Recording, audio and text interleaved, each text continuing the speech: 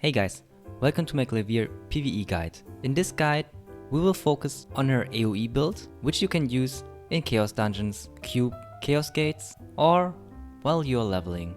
Let's talk about some basic information and her playstyle first. In her moon stance, she uses the Glaive as a weapon. The Glaive skills have very good AoE, good mobility, and good DPS.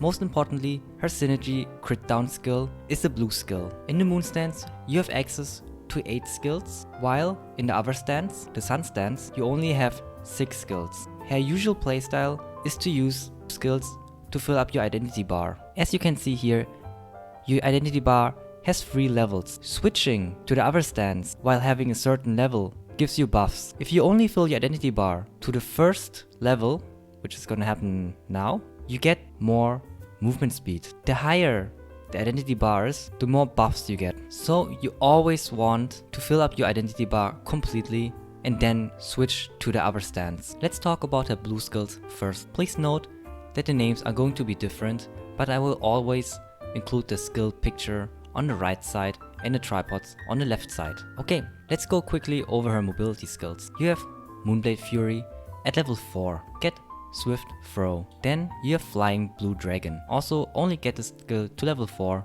and get Quickly Prepare. You can also just leave the skill at level 1. Next up, we have Descent of the Moon. Also just get the skill to level 4 and get High Maneuverability. Your last mobility skill is Moon Virgo Dance. Also just get the skill to level 4 and get High Maneuverability. Now let's get into her DPS skills. Her first DPS skill is Crescent Moon. Level the skill to level 10 and take Large Scale, Free Flight, and Destructive Whirlwind. This skill has a very huge AoE and does some decent damage. The only downside of the skill is that it knocks mobs up, so sometimes you can't hit them with your skills. Next up, we have Ring of Light. Also get the skill to level 10 and get Chilling Cold. You can also get Burning Flame for some extra DPS, or even Quickly Prepare. For your second tripod, get Repeat Attack, and for your third, Awakening Dragon.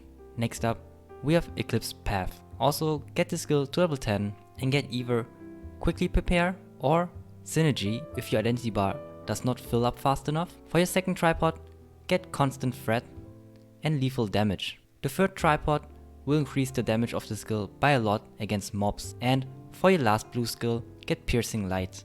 This is your synergy skill and will decrease the crit resistance by 6%. You only need to get the skill to level 7 and get Quickly Prepare and Refined Reflexes. Piercing Light is only optional. You can also take another DPS skill like Full Moon Strike or something else as your 8 DPS skill. Why I take Piercing Light as an 8 skill is that the critical debuff can be good in a party or before you use your ult. Next, let's talk about your red skills. In her red stance, the Lance Master uses a spear. Most of her AoEs have a small AoE radius but have a higher range. Your hardest hitting skills in the stance are also holding skills or charging skills. Your first red skill is Sunstroke. Get the skill to level 4 and take Synergy. Your second skill is Light Blades.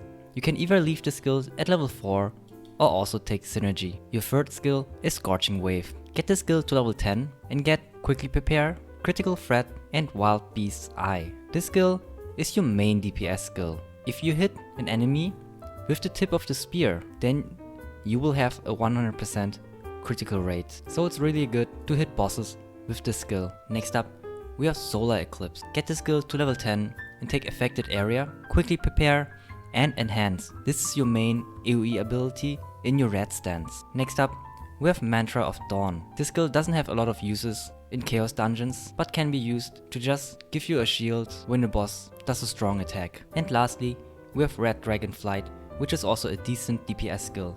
Get the skill to level 7 and take Quickly Prepare and Destructive Power for a 100% critical rate. So these were all the skills. For your ultimate, both of them are very good and take them according to your own preference. I personally like the first ultimate, Milky Way, better for the higher AoE radius. Also, it looks cooler to me. Now let's talk quickly about her engravings. For Chaos Dungeons, your engravings are not that important and I will go through them in detail in my raid guide. But at least get your class engraving Superiority of the Stars, which increases the buffs you get when you change your stance. For your stats, concentrate on Specialty and Swiftness, with Specialty having the higher priority. The reason why we don't concentrate on critical is that she gets a lot of critical bonus from her tripod and her synergy skill. So concentrating on specialty will give you a higher DPS increase. So that's it for my Lensmaster PvE guide. I will do another guide for a raid build. I hope you liked the video and see you next time.